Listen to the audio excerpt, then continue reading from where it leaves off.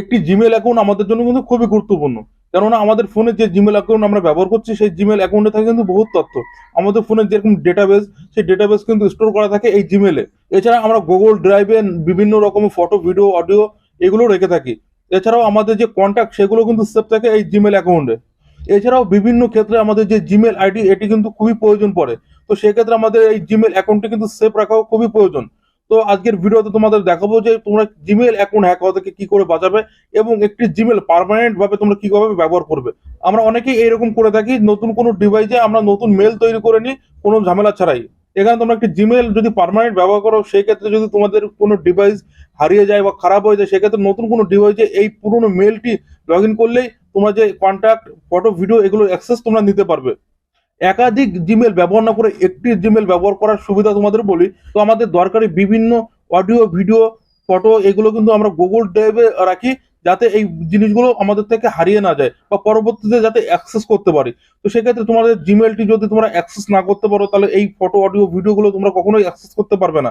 তো এই গুরুত্বপূর্ণ মেল আমরা কিভাবে সেভ রাখবো এবং হ্যাকারদের হাত থেকে কিভাবে বাঁচাবো, তো চলো আর দেরি না করে শুরু করি আজকের ভিডিও। তো এখানে দেখো, আমরা যখন একটি মেল তৈরি করি সেক্ষেত্রে কিন্তু আমরা প্রপার ভাবে সবকিছু এখানে ইনফরমেশন দিই না। যেমন phone number, two step verification এগুলো কিচ্ছুই করি না। তো আমরা একটি মেল এতদিন ধরে ব্যবহার করছি, সেক্ষেত্রে এটিকে পুনরায় আমরা পার্মানেন্ট মেল কিভাবে তৈরি করে নেব।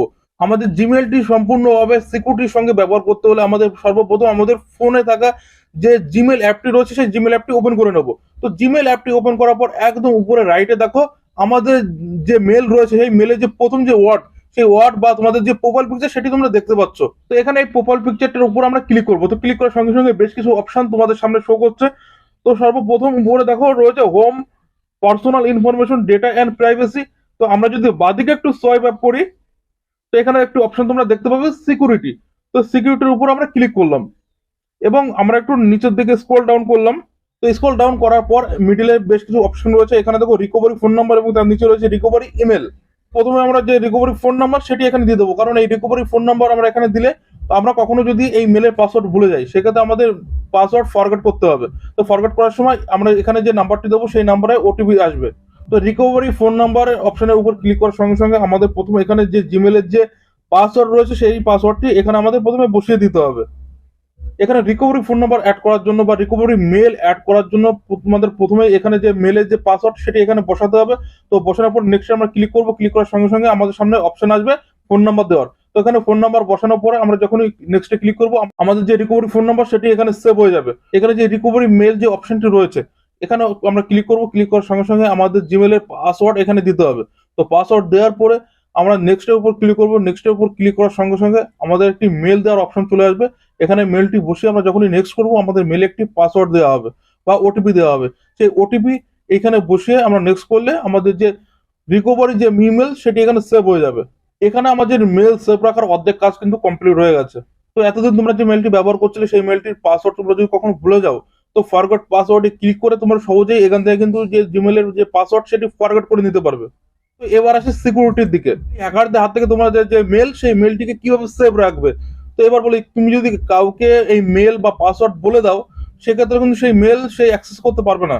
কারণ তুমি যতবারই তোমার যে মেল এটি লগ ইন করবে, ততবারই কিন্তু তোমাকে অন টাইম যে পাসওয়ার্ড সেটি তোমাকে দিতে হবে। তো পুরো সিকিউরিটির সঙ্গে আমরা যদি এই জিমেলটিকে অ্যাক্সেস করতে যাই, সেক্ষেত্রে আমাদের টু স্টেপ ভেরিফিকেশন করে নিতে হবে।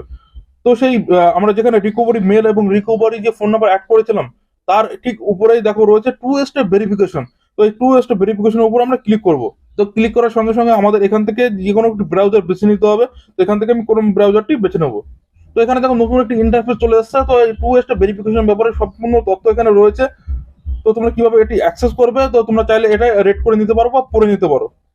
তো একদম নিচে আমরা চলে আসবো। আসার পরে গেট স্টার্টেড বলে একটি অপশন রয়েছে, তো এখানে ক্লিক করবো। জিমেলের পাসওয়ার্ড এখানে দিয়ে দেবো।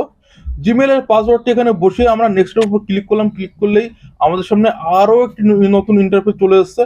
তো এখানে আমাদের ফোন নাম্বার দিতে হবে। তো এখানে আমরা সবসময় যে ফোনটি ব্যবহার করি বা যে নাম্বারটি ব্যবহার করি, সেই নাম্বারটি এইখানে আমরা বসিয়ে দেবো। এখানে বেশ কিছু প্রসেস রয়েছে। তো প্রসেস কমপ্লিট করার পর একদম উপরে রয়েছে আমাদের যে টু স্টেপ ভেরিফিকেশন, সেটি অন হয়ে গেছে। টু স্টেপ ভেরিফিকেশন কিন্তু আমাদের এখানে কমপ্লিট হয়ে গেছে। তো এরপরে আমরা নতুন কোনো ডিভাইসে যখনই আমরা এই জিমেলটি অ্যাক্সেস করতে চাইবো, সেক্ষেত্রে আমাদের জিমেল পাসওয়ার্ড এবং ওটিপি এই তিনটেই কিন্তু লাগবে। এই মেলটি তোমরা কোনো ডিভাইসে যখনই তোমরা অ্যাক্সেস করবে বা লগ ইন করবে সেক্ষেত্রে কিন্তু প্রত্যেকবারই ওয়ান টাইম পাসওয়ার্ড তোমাকে দিতেই হবে। জিমেলের সিকিউরিটি কতটা হাই লেভেল, তুমি যদি কাউকে জিমেল আইডি বা পাসওয়ার্ড বলে দাও সেক্ষেত্রে সে কিন্তু লগ ইন করতে পারবে না, কারণ তুমি ওয়ান টাইম পাসওয়ার্ড ছাড়া। কারণ কোনো ডিভাইসে যখনই তোমার এই মেল অ্যাক্সেস করা হবে বা লগ ইন করা হবে সেক্ষেত্রে কিন্তু প্রত্যেকবারে তোমাকে ওয়ান টাইম পাসওয়ার্ড তোমার ওই নাম্বারে দেওয়া হবে।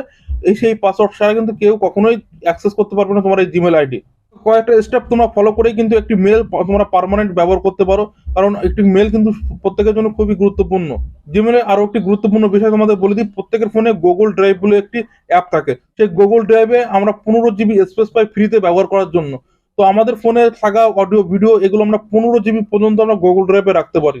তো আমাদের ফোন যদি ফরম্যাটও করে দিই বা নতুন কোনো ফোনে যদি আমরা এই মেলটি অ্যাক্সেস করি, তারপরেও গুগল ড্রাইভে রাখা অডিও ভিডিও কন্ট্যাক্ট এগুলো আমরা অ্যাক্সেস করতে পারবো। এখানে তোমরা ধরে নাও আমার কাছে থাকা ফোনটি আমি ফরম্যাট করে দিলাম, ফুল ফরম্যাট করে দিলাম, সেই ক্ষেত্রে আমার ফোনে থাকা কিন্তু কন্ট্যাক্ট কিন্তু আমরা কিছুই পাবো না। কিন্তু যখনই আমি আমার এই পার্সোনাল মেলটি যখনই আমি আমার ফোনে লগ ইন করবো, আমার কিন্তু প্রত্যেকটা কন্ট্যাক্ট, প্রত্যেকটা ফটো, অডিও, ভিডিও প্রত্যেকটাই আমার গ্যালারিতে কিন্তু সেভ হয়ে যাবে।